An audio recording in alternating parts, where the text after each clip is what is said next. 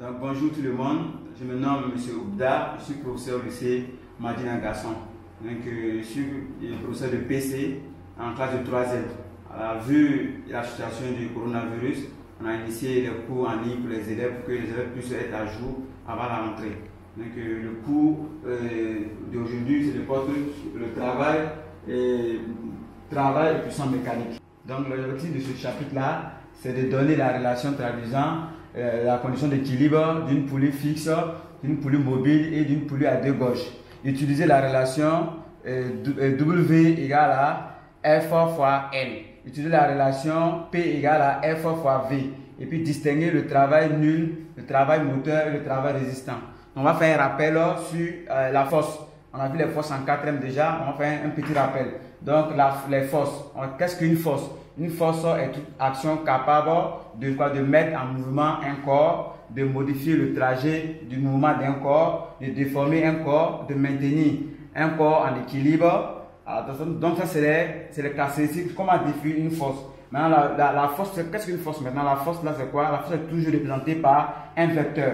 Donc les caractéristiques de la force c'est quoi? La force a 4 caractéristiques. La première caractéristique c'est quoi? C'est l'intensité. On donne l'intensité de la force. Après l'intensité de la force, on a le point d'application. Pour le point d'application, on a la direction et puis on a le sens. Donc c'est ça les directives des forces. Donc, comme je le disais, les caractéristiques d'une force sont, on a le premier point qui est le point d'application. Le point d'application.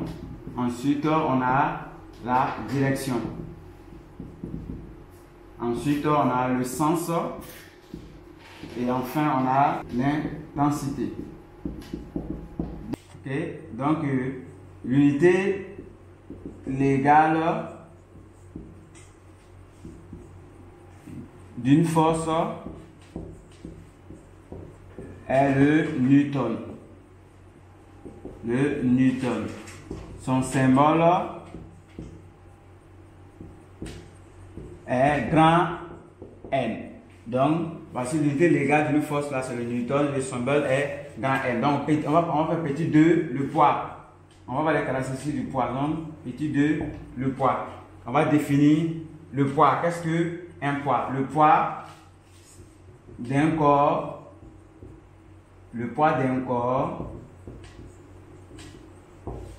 est la force d'attraction,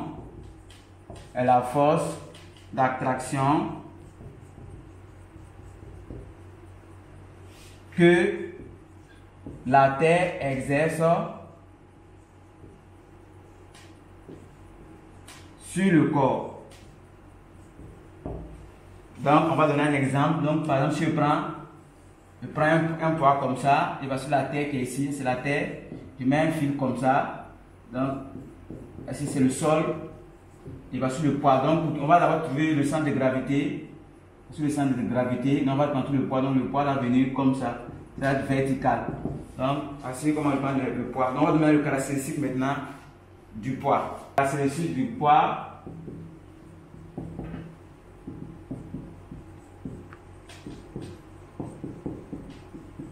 Sont premièrement le point d'application. Le point d'application du poids. Point d'application, 2 points, c'est le centre de gravité. Le centre de gravité. Noté à la grand G. Deuxième caractéristique, c'est la direction. La direction du poids, c'est la verticale. C'est la verticale. Donc, le poids est toujours vertical. Le sens du poids, c'est du haut vers le bas. Donc, le poids qui est toujours du haut vers le bas. Le 4e point, c'est l'intensité.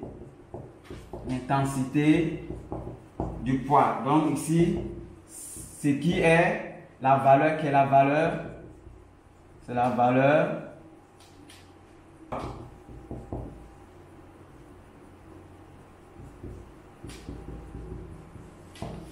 du poids. Donc ici,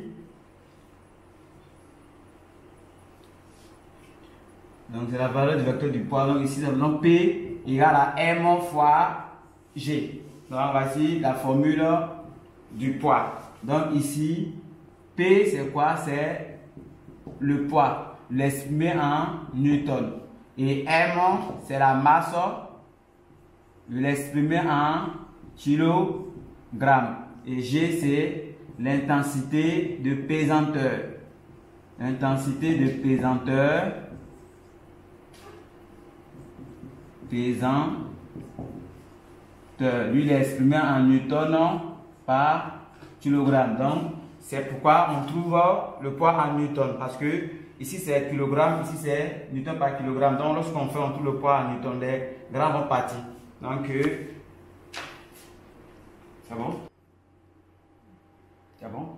Donc, grand 2, nous allons voir le travail d'une force. Le travail d'une force. Ok, petit 1, on va voir condition d'existence, condition d'existence de travail. À quel moment on dit qu'il y a travail? On va voir ça. À quel moment on dit qu'une force a effectué un travail. Donc on parle pour parler du travail. Il faut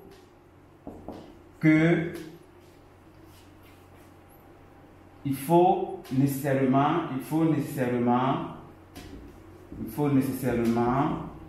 la présence de deux grandeurs.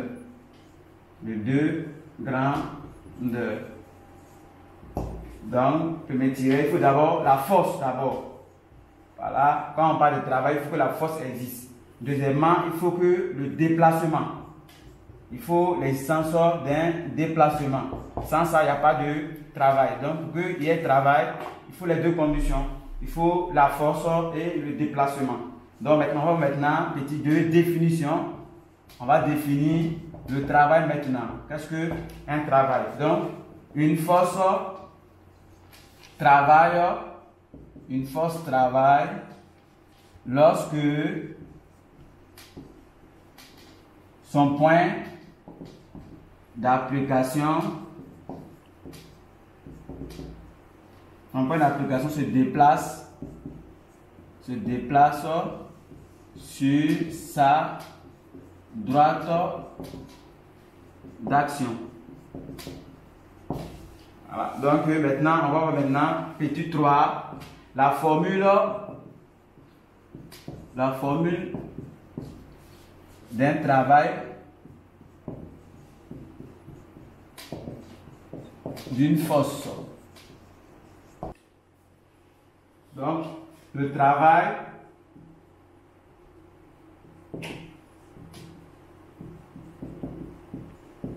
d'une force est le produit de l'intensité de la force par la longueur du déplacement. Donc, la formule, ça fait W égale à F fois L. Donc, ici, W, c'est le travail. Donc, W, c'est le travail.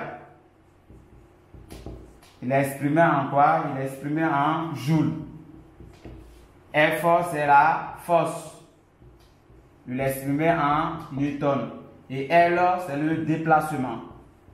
Le déplacement, il est exprimé en mètres. Donc, voici la formule du travail. Le travail, ça fait F fois L. L, c'est le déplacement et F, c'est la force. Donc, maintenant, on va voir la remarque. On fait une remarque. On va voir que la force, le travail peut s'exprimer aussi en une autre unité. Donc, remarque. L'unité légale du travail est le joule. son symbole est grand J. Voilà, donc c'est grand J, pas petit J, grand J. Faut tu mets le grand J. Donc on utilise aussi, on utilise également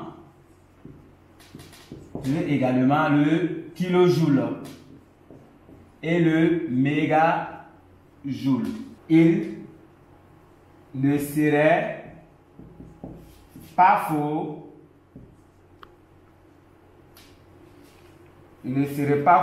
d'exprimer le travail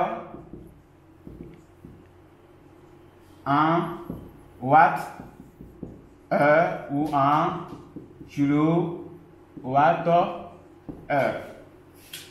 Donc petit 4, nous allons voir le travail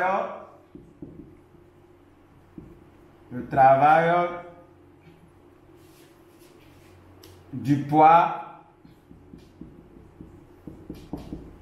d'un corps. Donc c'est le produit de l'intensité du poids par la hauteur du déplacement. Alors, donc je prends un exemple. Si je suis au... Alors, on a un ascenseur qui est là, voilà, qui est là, et le poids est là. Il doit se déplacer pour aller sur la hauteur. Donc, il va venir ici. Donc, si aussi arrivé ici, il va avoir aussi un poids qui est là. Donc, ici, sur le poids. Ici, le même poids aussi, qui se déplace pour aller en haut là-bas, il est ici aussi. Donc, il y a un déplacement. Donc, le déplacement, c'est ça qui donne la hauteur. Voilà, donc, le poids s'est déplacé. Donc, c'est ça qui donne la hauteur. Donc, on va donner la formule. Donc, ça fait le travail du poids, ça fait P multiplié par H. H, c'est la hauteur du poids. Le poids s'est déplacé, donc c'est la hauteur. Donc, ici, W, le travail, là, c'est en joule. Et le poids, c'est en newton. Et la longueur, la hauteur, c'est en mètres. Donc, on peut donner une autre expression, puisqu'on sait que P égale à M fois G, on peut dire que le travail aussi égale à M fois G multiplié par H. Donc, lui, c'est le travail, c'est en joule, la masse est en kilogrammes et le champ, l'intensité de pesanteur est en newton par kilogramme et la hauteur est en mètres. Donc, on a deux expressions. Alors, on a le travail qui est égal à P fois H. On a le travail qui est égal aussi à M fois G fois H. Donc ici, si on a P, on peut directement calculer le travail. Mais si on n'a pas P et on a M, on peut calculer le travail aussi avec cette formule qui est M multiplié par G multiplié par H. Donc ces deux formules-là, c'est la même formule. Donc maintenant, 5, on va voir maintenant travail d'une force de rotation. Donc ici, maintenant, la force là fait une rotation. Ça veut dire qu'il y a une rotation, on va tourner comme autour d'un cercle, comme on fait un tout complet. Donc, on va donc le travail d'une force perpendiculaire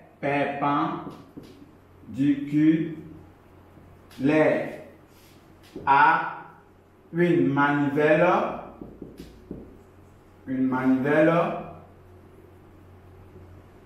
est le produit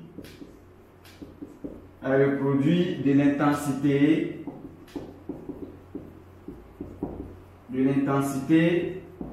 de la force par la longueur du cercle décrit par le point d'application.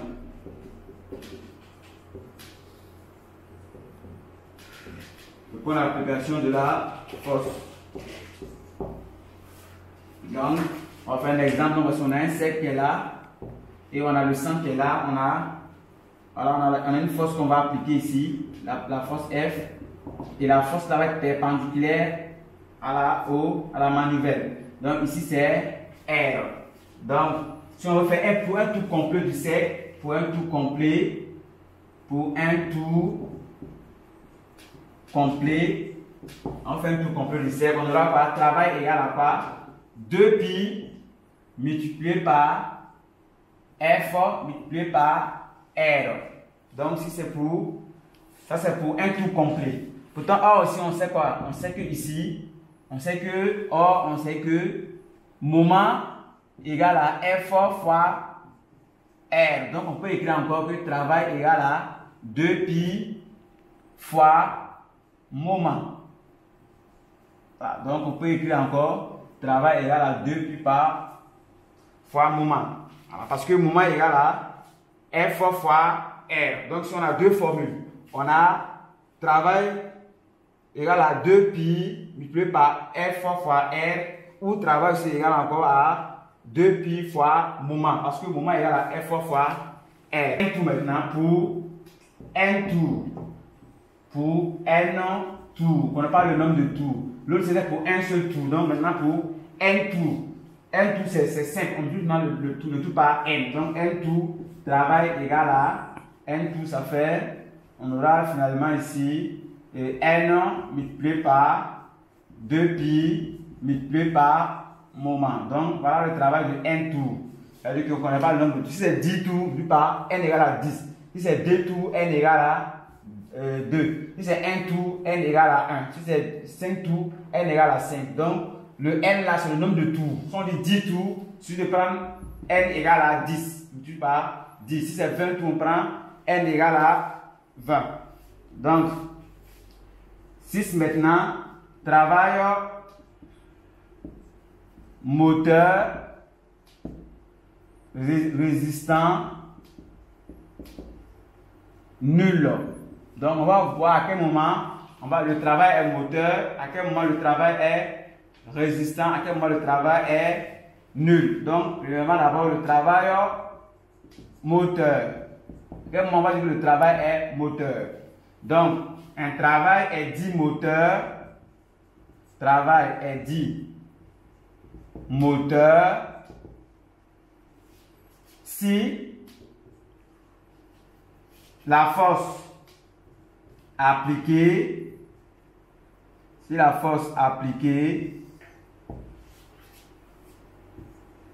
provoque le déplacement,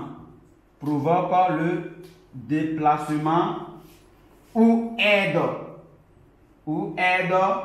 le déplacement. Dans ce cas, la force et le déplacement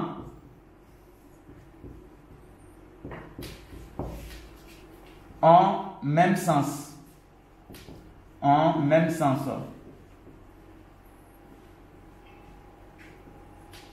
Voilà, donc voilà à quel moment on dit que le travail est moteur. C'est lorsque le déplacement et la force là ont le même sens. C'est-à-dire que le truc là, la force appliquée là, provoque le déplacement. Donc on va donner un exemple après, on va donner des exemples à la suite. Donc deuxièmement, travail résistant. À quel moment le travail est résistant? Donc on dit qu'un travail est dit résistant. Travail est dit résistant si la force appliquée s'oppose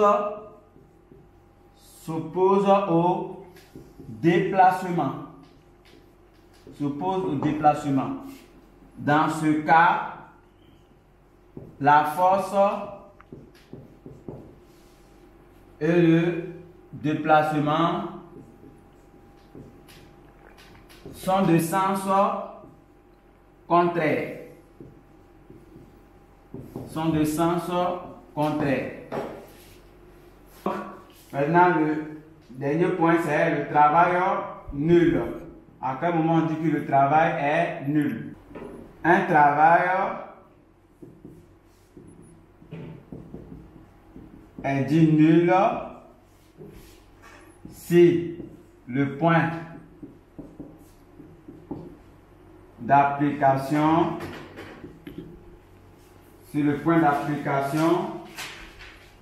de la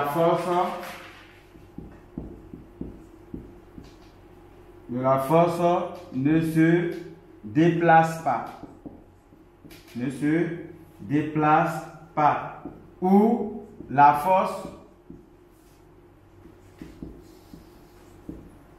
appliquée est perpendiculaire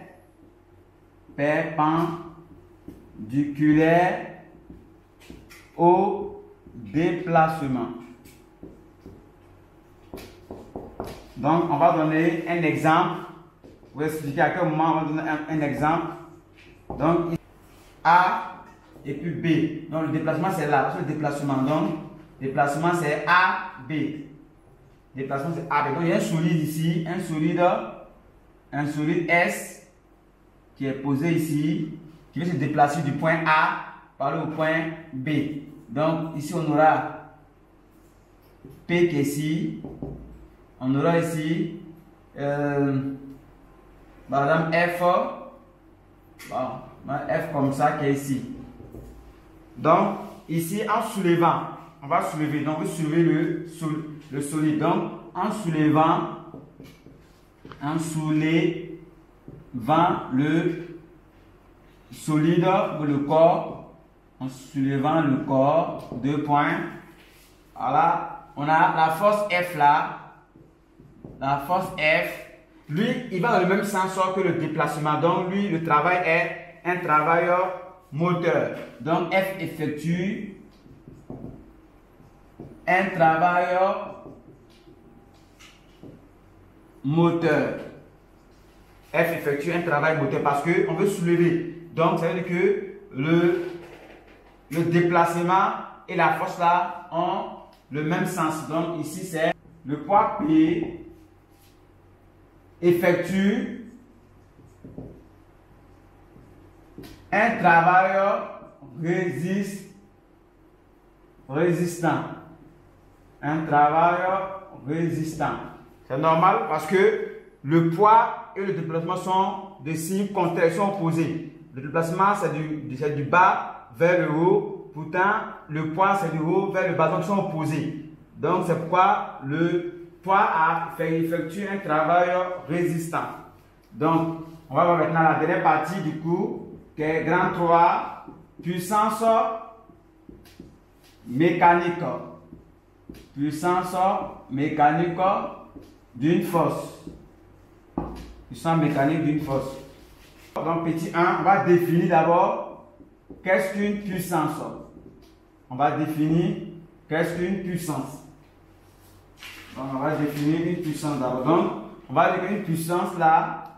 La puissance mécanique d'une force est le quotient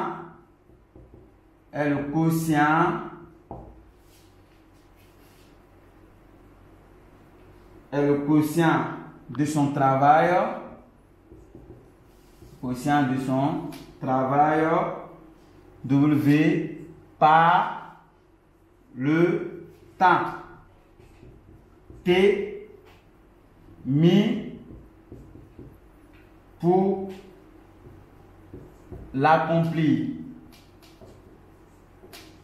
Donc, c'est la définition du travail. Donc, travail et la puissance, définition de la puissance, définition de la puissance. Donc, puissance égale à travail sur le temps.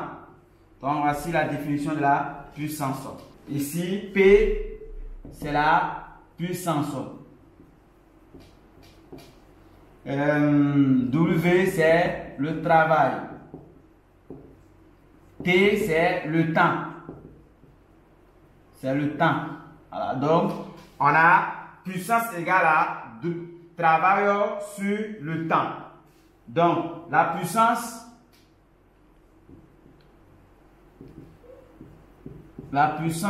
mécanique peut être, peut s'exprimer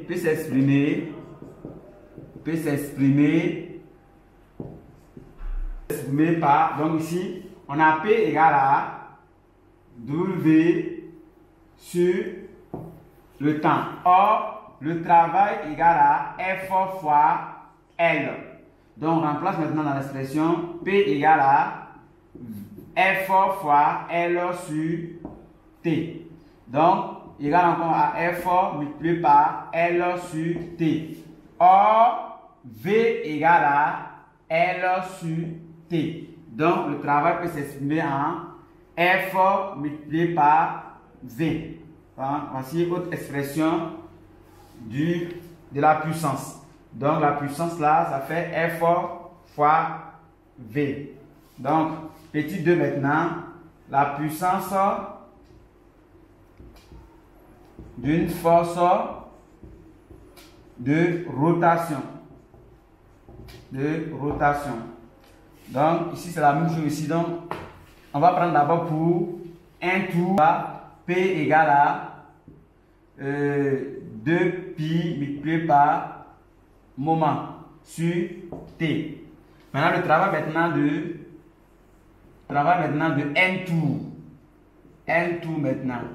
Le travail de N tours. Donc, on n'a pas maintenant le nombre de tours maintenant. N tours de la force. Donc, on aura P égale à N multiplié par 2pi multiplié par le moment sur T. Or, grand N égale à petit n sur T. Donc, le travail là, ça fait grand N multiplié par le moment multiplié par 2pi. Donc, voici notre expression de la puissance. Donc, on a deux expressions de la puissance. Ça veut dire que ici, si on a un tour, on fait 2pi fois le moment.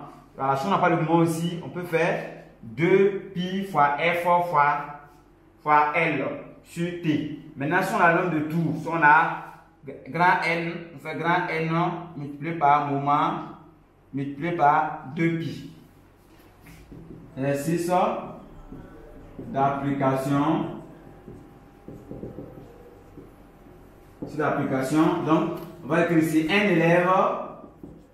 élève de masse 65 kg, mais 30 secondes pour rejoindre sa salle d'examen située au deuxième étage. La longueur d'un étage est de 3,5 mètres. Petit 1, calculer le poids de l'élève. Petit 2, calculer le travail effectué. Le travail effectué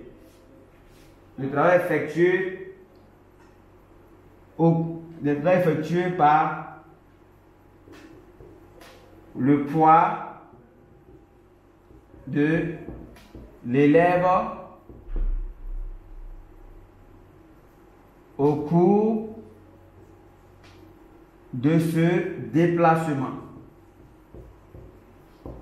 Petit 3, calculer la puissance développée par le poids. Voilà. Donc, on va corriger cet exercice-là. Donc, 1. Voilà, calculons le poids de l'élève. Le poids de l'élève. Donc, on aura quoi? Le poids, c'est quoi? La formule, c'est quoi? C'est P égale à M fois G. Donc, voici le poids de l'élève. Donc, on fait la question numérique. Donc, P égale à 65 multiplié par 10.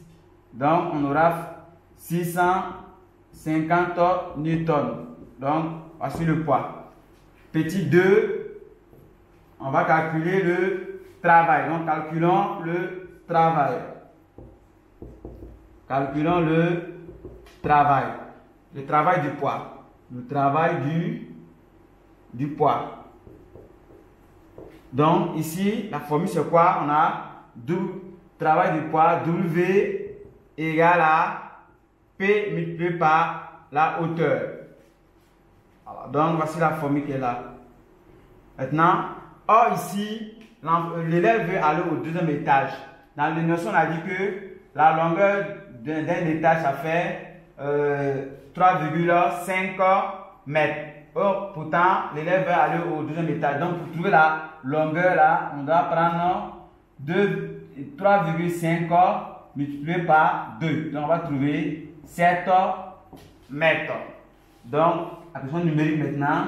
Donc, le travail égale à quoi? Le poids 650 multiplié par 7. Donc, on va trouver 4550 joules. Donc, voici le travail. Maintenant, 3, on met maintenant la puissance. La puissance. La formule de la puissance, ça fait P égale à travail sur le temps. Voilà. Donc, application numérique, on a la puissance travail, on a 4550 sur 30. Voilà, parce que le temps, c'est 30 secondes. Donc, ça nous fait 151,66 watts. Donc, voici l'exercice appliqué. Donc, c'est juste l'application. Voilà, donc, le travail, ça fait W, l'action, ça fait W sur le temps.